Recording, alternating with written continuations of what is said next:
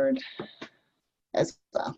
All right, thank you for those of you out in Facebook land for your patience as we got going tonight, but it is time for our High 5 Live, and I am super excited about tonight's topic.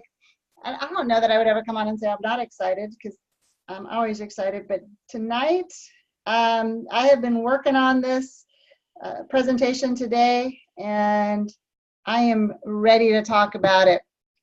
And it is about, here we go, becoming a more conscious communicator. And if you will just bear with me, I'm still, all right, great. We will get going here. So what does it mean to be a conscious communicator? So I wanted to start with this quote tonight because I thought it was absolutely appropriate for a lot of communication. And it says the single biggest problem in communication is the illusion that communication has actually taken place. Because I know every last one of you has had that situation where you thought you communicated super clear and it did not happen. The communication didn't happen. It got lost in translation. We'll talk a little bit about that tonight. But the communication didn't happen. And communication is one of the most essential leadership skills that there is. It impacts everything that we are doing in our lives. And so it's absolutely critical that we get it right, So let's talk about communication. And I'm going to ask my High 5 team members, I can't get this up on Facebook, to look at the Facebook comments. I'm going to need you guys to help me tonight, and we'll go from there.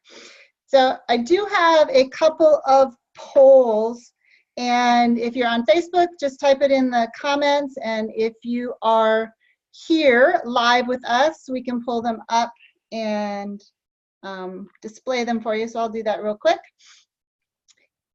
So the first poll is this: what % of our communication is content, the words or the data that we speak? Less than 10%, 11 to 25%, 26 to 50%, 50 to 75%, or 75 to 100%. So what % of our communication is content, the words or the data? And then the second question, if you scroll down a little bit, is what % of our communication is our physiology or our body language? And you will see the choices there as well. And if you are on Facebook, if you would just type in your answer, that would be perfect.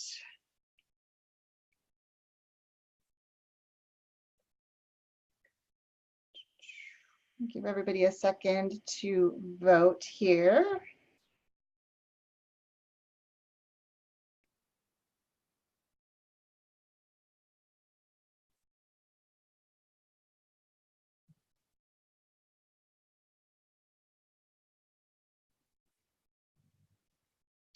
All right. So, Chad, Yep, I got you. We got a 20% words, 80% body language on Facebook. Awesome. And here we've got a less than 10%, a 26 to 50% on words. Oops, let me share this. There we go. Did that right now. And then down here we've got a 35% and a 65% body language. Awesome. Well, we'll get back to those answers here in just a moment. Thank you. All right. So, question for you: what is your biggest communication challenge?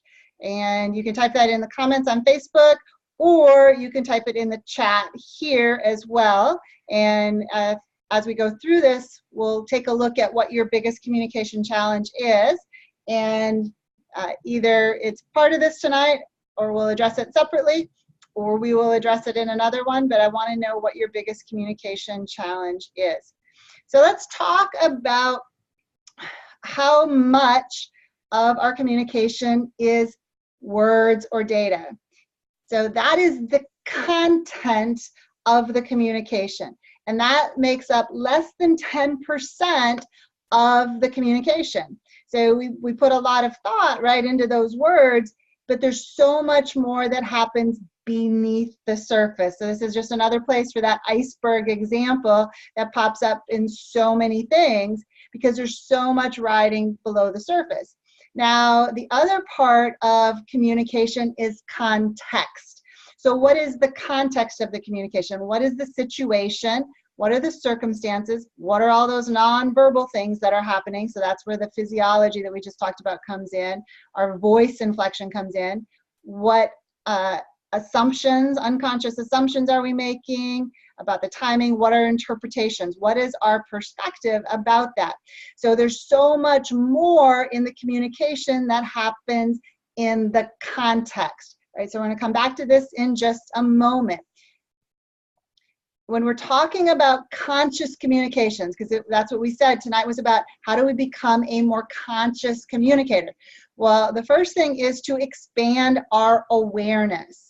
So truly looking at the whole picture of what is going on and seeing, truly being present in the moment, all right? So that's expanding our awareness. 2 is to have the ability to look at the situation from more than one perspective. If we can only see it through our limited one perspective, then there's a great likelihood that we will miscommunicate with somebody, because likely they're looking at through their limited perspective as well. So to become a more conscious communicator, we have to be able to look at different situations. And once we do that, then we can make a choice. So the question that we're going to ask is, what is the most helpful action I can take in this situation as it relates to this communication? So we're going to talk in a moment about mind reading, because so often we just jump to conclusions, what we think somebody means in their communication, and we are dead wrong.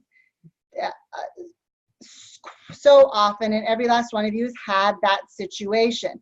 So what we're focused on tonight is expanding our awareness, expanding our perspective, and understanding that we have a choice in the moment.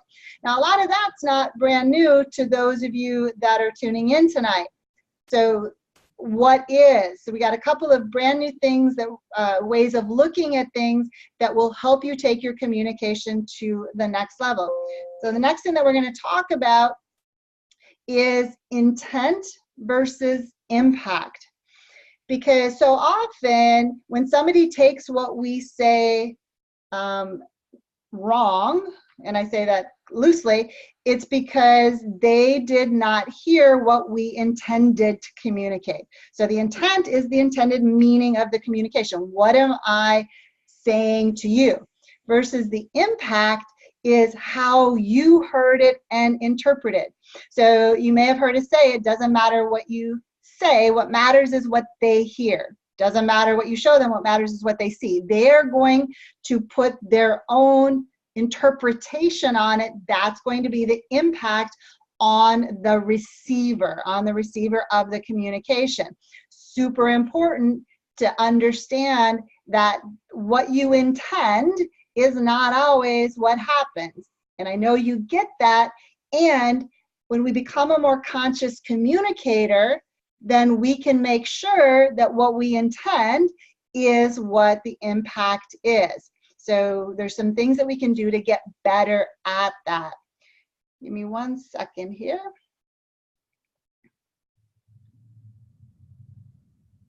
All right, so we got a couple of communication challenges. I'm going to just read these so that we can address them tonight. So I have obstacles on meeting someone on the way that they receive communication. Awesome. So this is right on for that.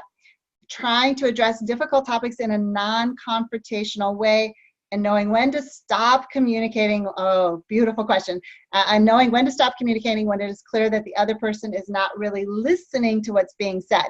And we'll definitely talk about that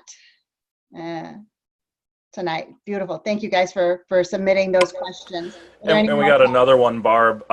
Feeling like this person and their significant other are speaking different languages. Men are from Mars, women are from Venus. Uh-huh. And actually, I think that comes in so many of our relationships, right? People at work. And it is because of the things that we're going to be talking about tonight. So beautiful. I love that. Thank you, Chad. All right. So just laying some foundation, intent versus impact. So back to this content context, it goes back to some of the things that many of you are already familiar with what we do here at High5 Leadership, because we talk about being present and in the moment.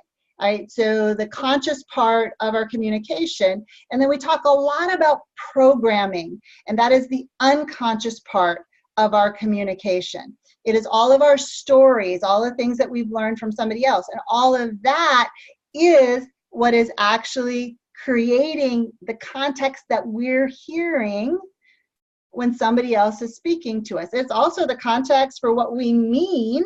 So our meaning is coming from our programming. And the biggest challenge that we have, so this goes to the speaking different languages, is it literally is like colliding icebergs, because you have all of this going on under the surface and people are wondering why nobody is understanding them. And it is because we are coming from our separate programming.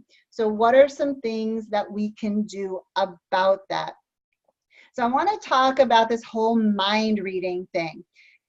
So in the communication, when somebody is communicating to you, I want you to start asking yourself a question, is what you are hearing, can you assume it to actually be true? So what's coming from your programming, how you are interpreting the information, can you truly assume it to be true, or is it a mind read? Because so often because we're coming from that programming, we think we know what that person is saying or what they're intending, and we are way off. So how does that happen, and what do we do about it? So I've got a fun little exercise that we're going to do in a moment. So the first thing that we're going to do is I want you to see how different people interpret something different.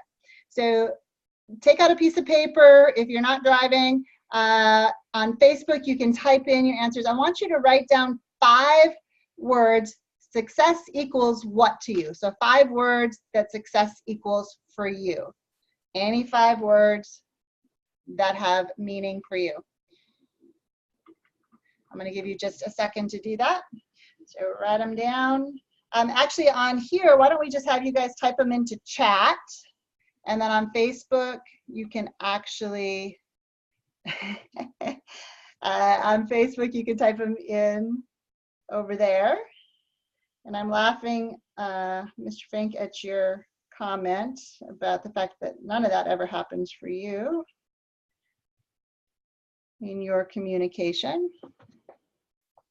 So 5 words, any 5 words as it relates to success. Go ahead and type them in.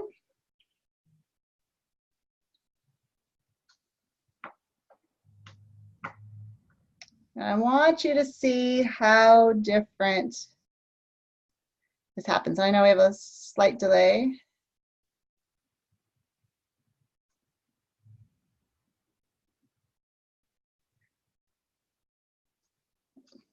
So Chad. Yep. Can you give us, did you write down 5 words? Yeah, so wins, outcomes, money, performance, and happiness. So wins, outcome, money, performance, and happiness. Yep. All right. So 5 things that success equals for you.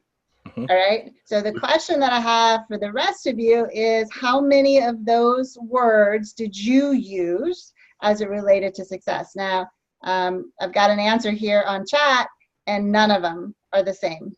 Over here we have peace, love, joy, freedom, and awareness. Yep. And on Facebook, none of them match either. Respect, stability, goals, happiness, and love. So you had happy, right? I did have happy. Yep. So that's one. We got one. Yep. And we got love in both of these. And Yep. I think it proves our point that Goals is close to outcomes, different context. We're getting there. On Facebook, we've got contentment, confidence, accolades, having enough, and respect. So another respect match there. Yep. And none of them are exactly the same. No. So if we're communicating and we're saying and talking about success, and we are thinking freedom, success equals freedom versus success equals money, could be two totally different conversations. And that's where those icebergs start to collide.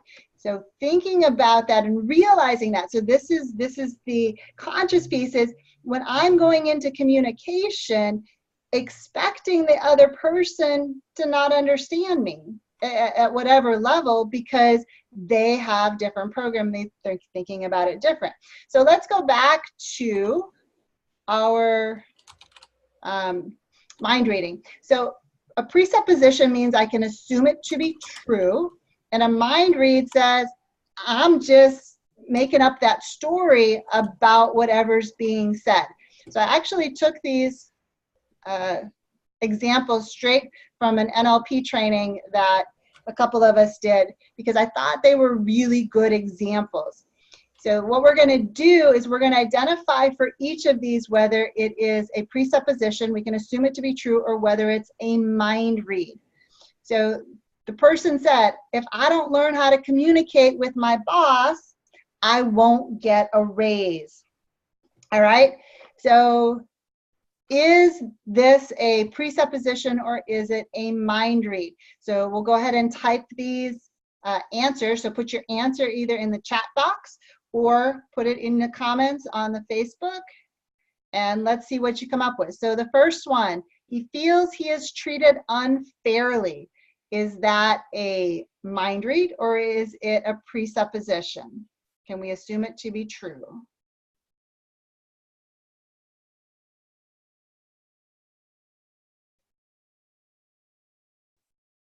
So we got mind read, over here. Chad, do we got anything over there? I know there's a delay. Not yet. It'll probably come soon. I got a mind read. When I make these things interactive, I have to remember that when I'm doing live on Facebook. And A is in Mind read. A is indeed a mind read. It is a mind read. How about he doesn't know how to communicate with his boss? Is that a mind read or is that a presupposition? Can we assume that to be true based on what was said?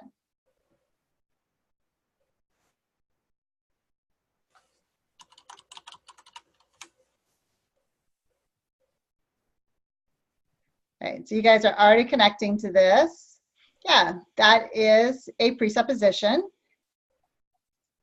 because he says very specifically he doesn't, if I don't learn how to communicate with my boss, which would say he doesn't know how to communicate with his boss. How about he wants to learn new behaviors? He wants to learn new behaviors. Presupposition or mind read?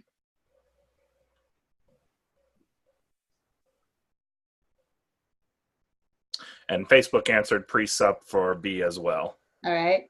Okay, let's see what they answer for C, because we have differing answers for C. So we got two presuppositions. We got a mind read on C. He wants to learn new behaviors.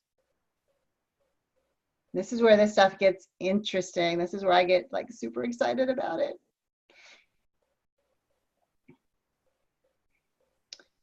So is there anything, if I don't learn how to communicate with my boss, I won't get a raise? Is there anything in there that says specifically that he wants to learn new behaviors? And Facebook said presupposition as well. Yeah, because a lot of us would think that, right? We would infer that. We'll talk about inferential here in a little bit. However, there's nothing that says he wants to learn new behaviors in that statement. If I don't learn how to communicate with my boss, I won't get a raise. That doesn't say that I want to learn to communicate. There's nothing in there that says that. But that's how quickly we jump to those conclusions. And I hope that makes sense to everybody, because that's what we do. So that right there is a mind read. How about his salary is connected to his communication skills? Mind read or precept?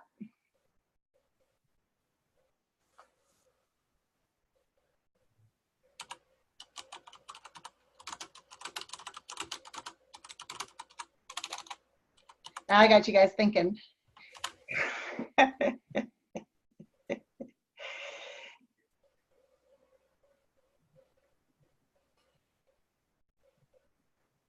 So I got a mind read, I got a precept, And precept on Facebook too. a precept. And what I'm going to submit is that too is a mind read. Because from that, so there's nothing that says, so to Chad's point, he put, at least in his opinion, we might be able to infer it, but there's nothing that is said there that would tell us that his salary is connected to his communication skills. Yeah, that's where I was going with that. In this person's mind, they are absolutely connected, but and there's nothing that we know that says that they are. Yep. And it still is a mind read. So we think, right, that and honestly, it's like, well, that's common sense. And how often have you thought something was common sense and the person that you were talking to just didn't see it the same way? And it's based on all of that other stuff that's below the surface. That's all of our programming, all of the stories that we've learned, all of the stuff that we tell ourselves all of the time. So this is fun. Let's do another one. Yeah, so we had a great question. I think you were just kind of touching on it there, Barb. So are mind reads based on assumptions? They're based on assumptions, and it's confusing, Maureen. So thank you for the question, because we say that we can assume, right? A presupposition is something that we can assume to be true, which is an assumption, but it's super clear in there with that. A mind read says we're bringing more of our stories, so it is inferring or assuming beyond what the information actually is. So I'm hoping that is clear. So let's do, whoops, oh no. Oh well, I got the first two. My clicker got too ahead of me. So I'm not sure whether or not I should stop beating my wife. I got all sorts of them on here. So he has a wife. That would be a presupposition, because he says my wife, right? He loves his wife. We have nothing that says that, so that would be a mind read. He currently beats his wife. So I have that it's a presupposition that I've already revealed. And why would that be something that we could assume to be true in this scenario? And you can type it in, or you can even just come in and say it. Why would we assume that to be true?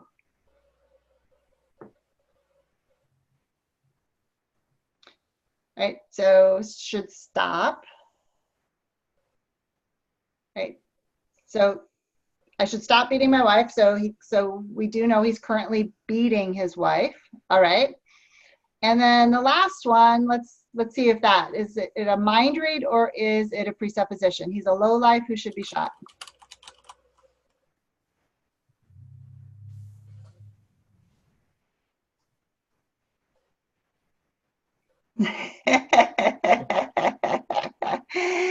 Oh, I love my job. So absolute truth. So I guess that would be a presupposition, Dominic. Mind read. I don't know if we got anybody Mind read on Facebook. on Facebook. Awesome. It is indeed a mind read. I get there. Because what else could this mean than him being a lowlife? Could there be any other meaning to it? I have a thought. Yeah? What if he's beating her at Monopoly? Exactly. He could be beating her in races or games or who knows. And a lot of times, based on our programming, we would think if somebody said, I should stop beating my wife, we'd be calling the cops saying, yeah, you need to get this handled. But we don't know the context. All we've got is the words. All we've got is the context. You said you would. And such a great example, because this is a good one where it's so often this type of so I should stop beating my wife. For a lot of people, that would bring up some very strong emotions, which often then lead to some strong mind reads. Totally. So this is such a great tool, and it's just a simple way for us to really think about what am I hearing, because it's the same thing that we've been teaching, present versus programmed, is am I coming from my story? But what I do and what we do as a High5 team is like, is that a mind read? Or that's a mind read? And that really puts it into perspective quickly. I don't know in this moment. I don't know what's going on. So yes, perfect. So what Maureen said is mind read is kind of like we are adding extra details based on what we think we know, not what is actually true or stated. Perfectly. Thank you. You said that way better than I did. That's a mind read. And what I encourage you to do is, starting right now, every conversation that you have, ask yourself, do I know this to be true, or is it a mind read? So what do we do if it's a mind read? So if the answer we come back is it's a mind read, what do we do? Anybody have any ideas? Ask questions. Yeah, it really is as simple as that. And yet so often we don't. We just go with our assumptions, we run with it, and then all of a sudden the communication breaks down. We wonder what the hell just happened. And it is because we continue to think that just because of how we interpreted the situation, somebody else is going to interpret the same way. Now, being a conscious communicator and understanding that mind reading is happening out there all of the time, and knowing the person, if you know the person that you're communicating with, you can start to really understand what's the best way for me to communicate with this person to make sure that they really get the intent behind what it is that I'm communicating. And one of the things that we love to ask at High5 is, who is responsible for the communication? And that's both ways. Who's responsible for understanding the communication? So if you are communicating to somebody else, who's responsible for understanding that? And also, who is responsible for listening? Who's responsible for listening? Yeah, thank you, Chad. And the answer is I am. Because if I'm putting the blame on somebody else because they didn't get it, because I expected them to read my mind, and now I'm blaming them that it didn't work out the way that I wanted, that is not going to ever get us to the outcome that we want in that relationship. Trust me, I did it for a lot of years in my marriage, and it didn't work out very well. The more clear that I get in asking for clarification, now we can do something with the information. So if you have any doubt and you come to the conclusion that this is a mind read, then let's start asking questions. to find out what's really happening. So in this case, I'm not sure whether or not I should stop beating my wife. It would be a great place to ask some questions about what's going on between he and his wife. And some very open-ended questions. So what do you mean, stop beating your wife? Would be a perfect next question versus, are you hitting your wife? Because then you're bringing your mind read right there. So hopefully that makes sense to everybody. So that's the first really big first thing that I wanted to introduce tonight is presuppositions versus mind reads. So recognize where you are reading your mind. Recognize where you're reading other people's minds and where that might not be working out for you so well. So I would love to hear, based on this conversation, where that's happening for you right now and how this might be able, or how this might benefit you. So I would love, type in chat, type in comments on Facebook. Where is that happening? Where you are mind reading and you've had a break in the communication as a result of that. And you just gave another great example, Barb, about mind reads. So when you said, don't ask the question, are you hitting your wife? So if your example C right there, he's currently beats his wife, that's a presupposition. If it had been he currently hits his wife, that's a mind read. He didn't say I should stop hitting my wife. He said I should stop beating her. It's very specific about the words that the person used. And I had just made another one because I said he, and there was nothing in there that says the person that asked that question is a male. That's true. That is true. And we do it all over. Mm-hmm. Love that. Love that. Awesome. So yeah, think about where this can be applied in your life. And I want you to really start practicing. And I would love to hear back from you after you practice this a little bit. Where are you catching yourself mind reading and how is it impacting the communication? Once you recognize it, what are you doing different to create something different in the communication? Awesome. So the second big thing that I really want to, or that I'm addressing tonight is whether you are a literal or an inferential communicator. And by that, we are talking both speaking and listening, right? So both sides of it again. So literal is just that. You take things for exactly what it is said. And there are a lot of literal people in the world. So this is not, one's not better than the other. It's just recognizing that some of us are very literal communicators, while some of us are very inferential, which means we just kind of put something out there and we think people should be able to infer what we mean when we say that. So an example of that would be, I'm thirsty. Well, an inferential listener, if I said that and an inferential listener actually heard it, they might go get me a glass of water. But if I said that and a literal listener heard it, it'd be like, okay. It doesn't say that there's anything that has to change. Now, if I said, I'm thirsty, I'd like a glass of water, is that literal or is that inferential?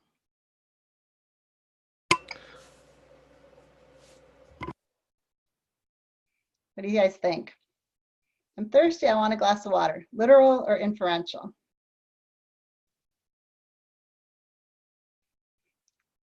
Type me a chat. You can jump on and tell me what you think.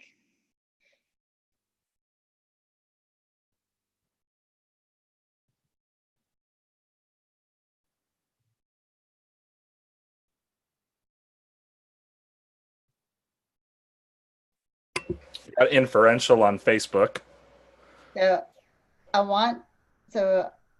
I'm thirsty, I want a glass of water is absolutely inferential. Because at this time, if I said to you, and chat, I'll just use you. If I said to you, I'm thirsty, I want a glass of water, you could still say, okay, there's nothing there other than I'm thirsty, I want a glass of water. Now, if I said to you, I'm thirsty, will you go get me a glass of water? That would be literal. Yeah. And yeah, so for me, it definitely intends on, it has to do a lot with the intention of the statement. So if you make the statement, I'm thirsty and I want a glass of water, if that's your intention, if all your intention is to put that out into the universe, then you spoke literally. If your intention is that you want me to get you the glass of water and that's what you said, you still didn't say that to me, potentially. No. You said that you want a glass of water. Cool, go get one. But I really wanted you to go get it for me.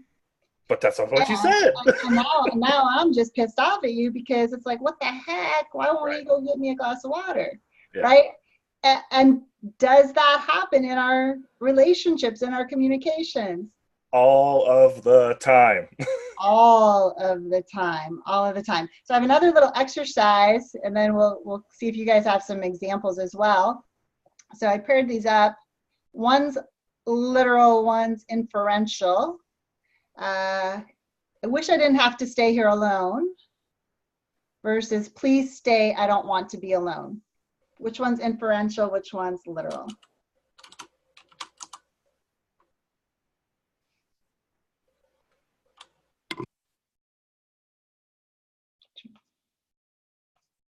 So clearly, yeah, good. So first one's inferential, second one's literal. And so often, and again, I hear myself doing this, being super inferential, because we think it softens it, right? And we're not being as demanding and we're being nicer. And sometimes we're just confusing the heck out of the other person because, and then we get mad, right? Because they're not meeting our needs. Well, we are not specifically asking what they need. Now, if we're going inferential to inferential, so let's say Chad and I are both inferential, and I said, I'm thirsty, I'd like a glass of water. Chad would likely go get me a glass of water, or vice versa. So it just depends. But if you're having a breakdown in communication, look at whether that person is super literal or not. All right, let's do the next one. I heard about this great restaurant versus I want to go to this great restaurant I heard about. Will you make reservations?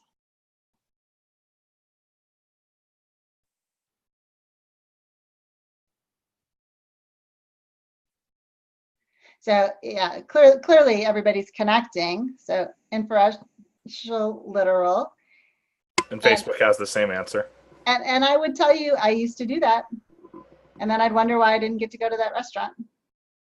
Or why, because I was married to a very literal person. I just wish I would have had all these tools back then. So it matters. All right, so let's do one more. Please call John and see if he would like to go to the game with us tonight. Versus, I wonder what John is doing this weekend.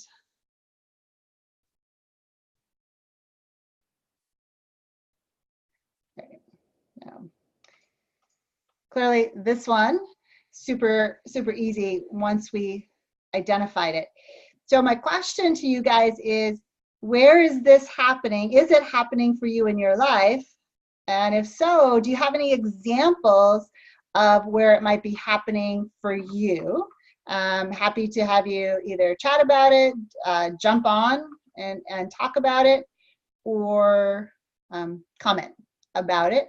But would love to know if this is something that is happening in your life or where you can see that.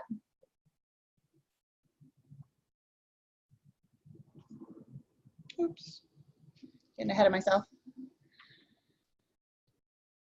And if not, that's okay. It's just funny. It's like it happens all of the time. and there's some situations where I could laugh about where I was listening literally and the other person was speaking inferentially. And then I turn around and speak inferentially to someone else. It's just... You know what? And I'm glad you said that, Chad, because again, it's that whole context thing, right? Yeah.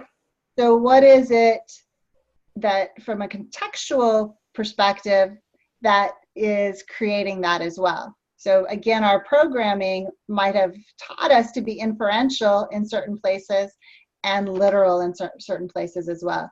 Like So, work.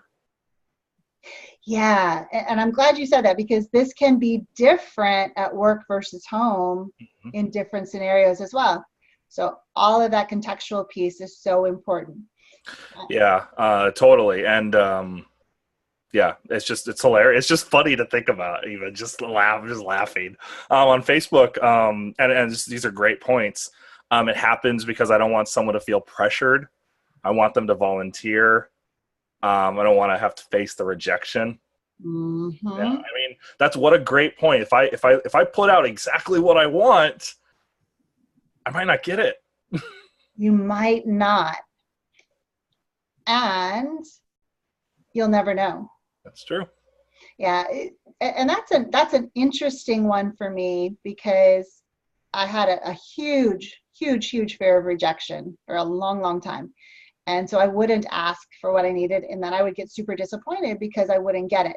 And what I realized, if I didn't ask, I didn't even create the opportunity to even remotely get that. And if I didn't get it there, then I just needed to go find it somewhere else, or do it for myself. But whatever that was, if I don't have the courage to ask, the answer likely is going to be no, because not everybody is a mind reader as it relates to that. I'm going to look at this. Yeah, I loved, absolutely. I love Dominic's, or in this example, are you hungry? Are you hungry? One of the things I was thinking about, like, what do you want to eat tonight? I don't care. It's never true. It's never true. Even when I say it, it's never true. Never true. I got something in mind, but no, I'm not going to say it.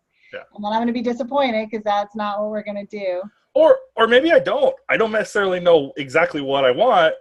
However, when stuff starts showing up, I don't want that stuff. So I clearly cared somewhat. Yeah. But we just say stuff like that. Not even intending. It's not really what we mean. It's just the stuff we say. I've said that. I don't care. And then stuff happens, and it's like, well, no, I don't want that. I don't want that. I don't want that. So I cared a little. You did. So that all comes from our programming, right? Yeah. We've programmed ourselves to say, I don't care. We've programmed ourselves to do a great example, Krista. So we program ourselves to just not be truly present and focus on what the outcome is. So I want to address this question that came across. So I have a current situation where I've stopped, I can't say that word, stop trying to address tough topics, because it doesn't seem to get me anywhere, because the other person only hears what they want to hear and then translates the conversation in a completely different way to others. Does this have anything to do with what we're talking tonight, or is it just a personality issue? There's a lot of different things that can be going on in that situation. And my best, and I would be happy to talk about that offline as well.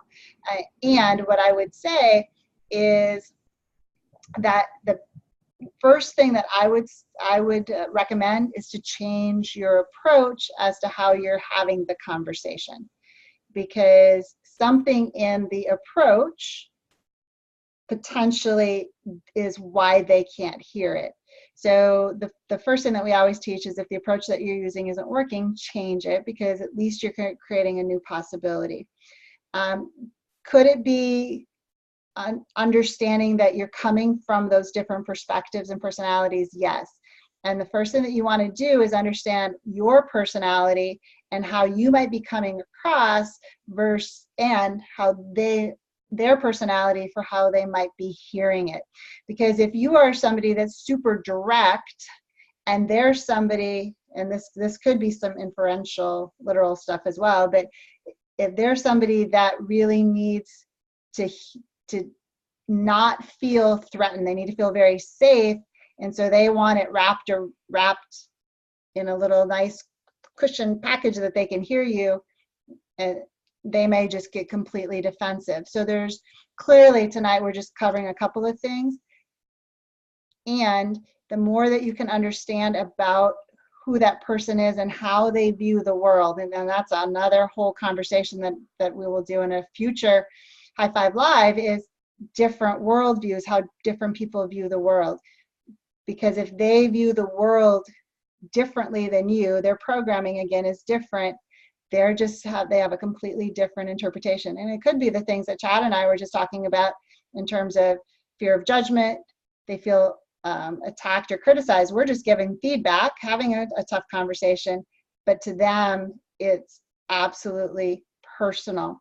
So there are some ways to handle that in terms of setting some ground rules and establishing the relationship on what's our shared outcome, how do we want to communicate with each other, and how can I best communicate with you? So thinking about asking that question to somebody who you know that you've got a little bit of this going on, is asking them, what's the best way to communicate with you?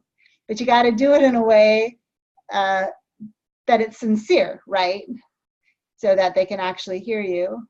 How do you like to be communicated with? What's important to you? If I have something that's a little bit tougher to talk about, what's the best way to talk about that with you?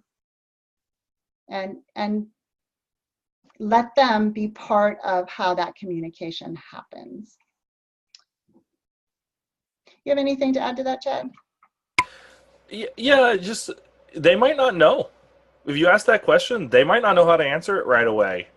And it gets the conversation started.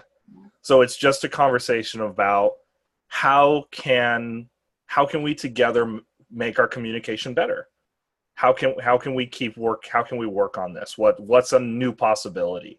And if they don't understand, that's okay. But creating the possibility gets the fluids flowing, and so now it's a topic that can be discussed and be thought about. So it's okay if they don't have an answer to that right away.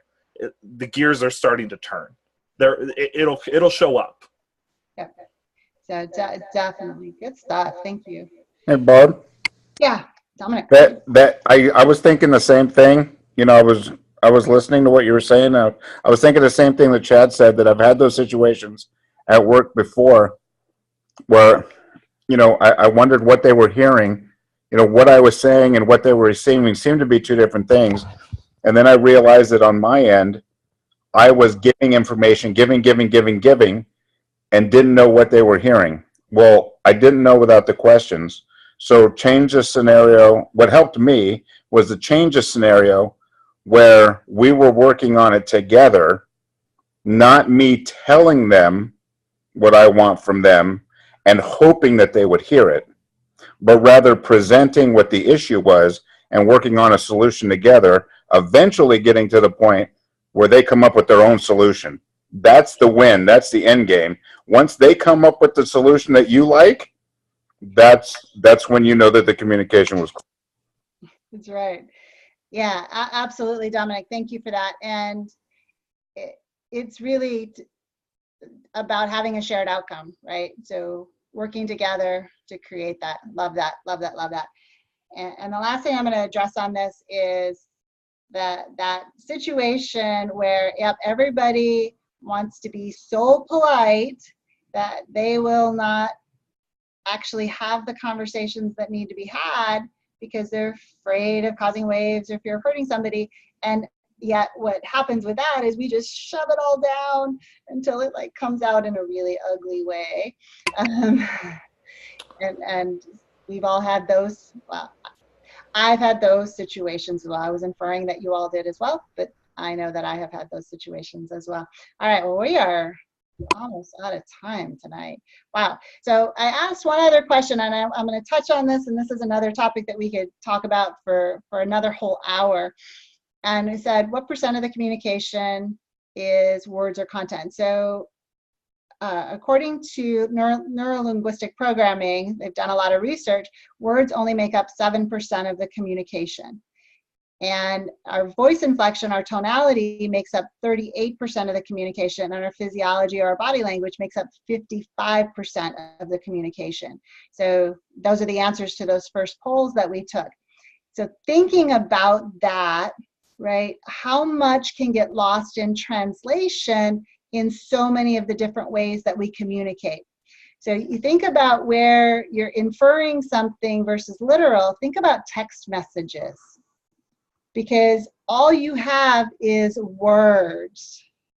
7%. You have no idea what the context, right? All the stuff under the surface is beneath that. But depending on how you're feeling in the moment, or your last interaction with that person, or your last inferred interaction with that person, you're creating a whole story on occasion about what that is.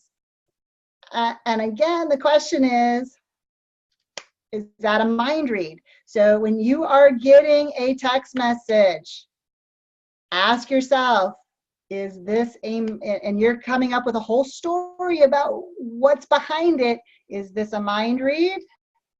Or is it truly a presupposition? And if it's a mind read, text back. What do you mean by that? Or something that gets you some more clarity, because I can blow stuff out of proportion. I'm clear about it, and I work on this stuff all the time, and I still do that. So that's the first question I ask: is it a mind read? On the phone, I can hear somebody's voice, but I still can't see them. So I don't have all the rest of this to bring it in. Is it a mind read? And if I'm seeing it all, do I even know what that means? So yeah, I texted my wife in all caps, and she asked me why I was mad at her, because she has programming that anybody who is in all caps, anybody does anything in all caps, it's yelling at you. I learned that. Somebody taught me that. And it was like, what the hell? No, it just means I'm excited, and I'll put it all in caps. I love you, honey.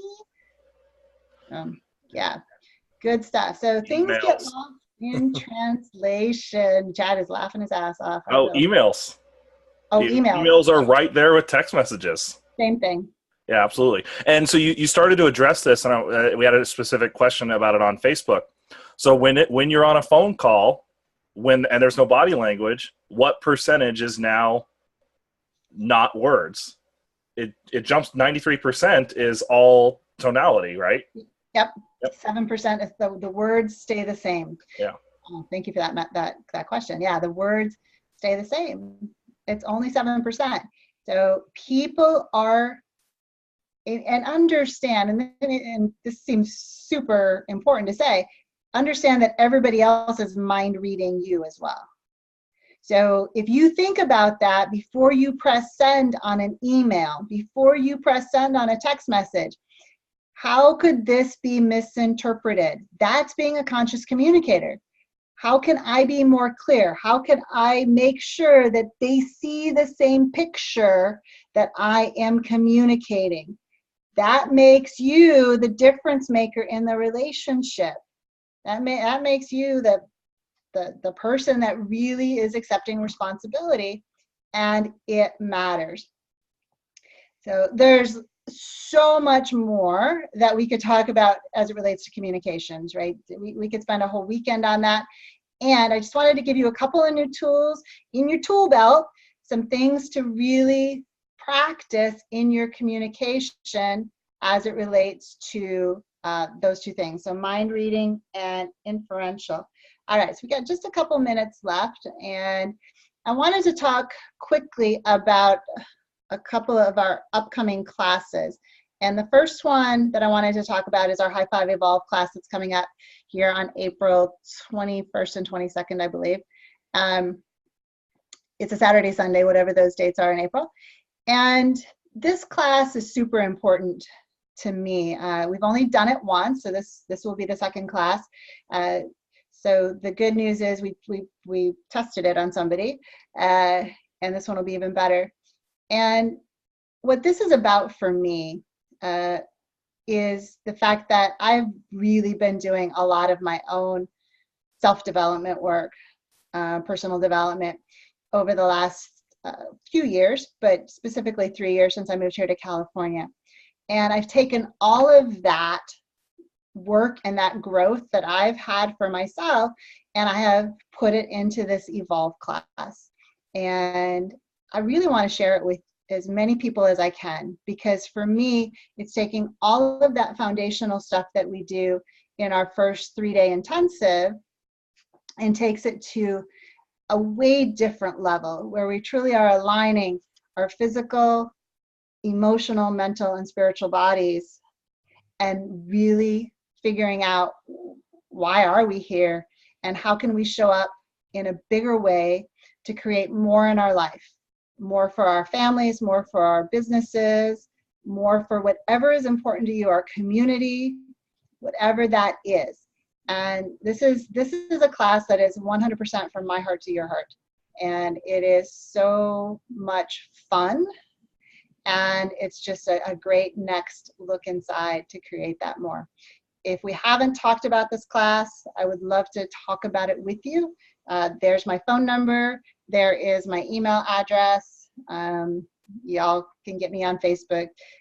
It's not hard, and I would love to have that conversation. If you feel like you're ready for what's next, this is definitely the class to do that in. Our next public classes, so it is the 21st and 22nd, yay me. We have our High5 intensive. Our next one's actually in Chicago. We're taking our show on the road for our public class. We do that for our private classes all the time. And we still have some seats available. So if that is an easier place for you to get to, or for one of your folks that you know to get to, give us a shout and we'll get them signed up. And then we have 2 more public classes, one in San Diego in September and one in San Diego in November. And we got a couple other things happening as well. And so stay tuned for that. And our next High5 Live, so we'll have a High5 Live in April. And I got a lot going on in April, so we will announce that at least a couple of weeks in advance. However, I'm not willing to do that tonight, but it'll happen.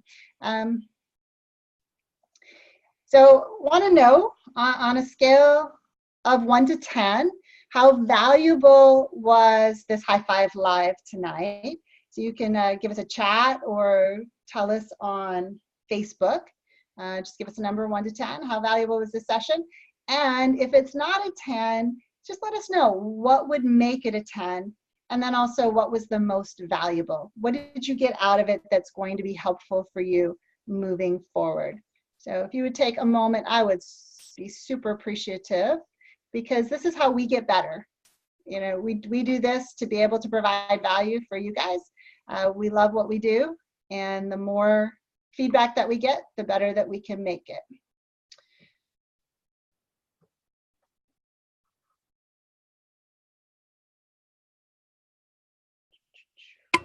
Hey, yeah, and while those are coming in, Barb, it's just, for me, and like you said earlier, like, you work on this all the time. I work on this stuff all the time, and continuing to bring the awareness forward in my brain is so valuable. Just continuing to talk about it and reconnect to those awarenesses, and then realizing it's like, oh shit, I did that again all day today.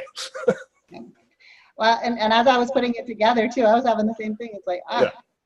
All right, well, we got some 10s over here, so thank you guys for that, and we'll keep bringing that. Anything on Facebook, Jed? Yeah, we got another 10. Awesome. Well, we appreciate that. And again, always open to feedback. If you think of something, or if you have a topic that you would like us to talk about, something that's going on in your life, let me know. I'm happy to bring the best that I have for you. And I'm excited. So thanks for being here tonight. And always choose joy. Have an incredible week. And I look forward to the next time. And we'll see you soon.